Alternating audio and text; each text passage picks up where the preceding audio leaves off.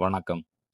என்னதான் புதுசா உடற்பயிற்சி முறைகள் வந்தாலும், பாரம்பரியமான உடற்பயிற்சிகளுக்கு இருக்கிற மதிப்பு இன்னைக்கும் மாறல அப்டின்னே சொல்லலாம்.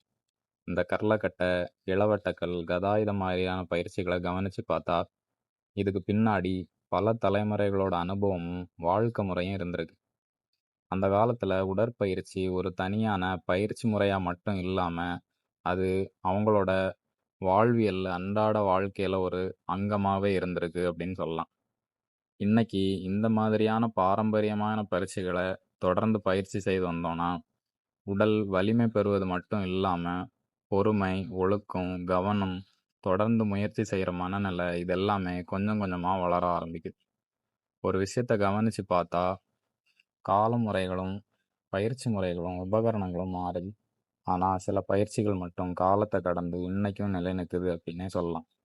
அதனால, புதுசா வர்ற விஷயங்கள கத்துக்கிறதோட நம் முன்னோர்கள் விட்டு சென்ற இந்த பாரம்பரியமான பயிற்சிகளையும் தொடர்ந்து பாதுகாக்கணும்.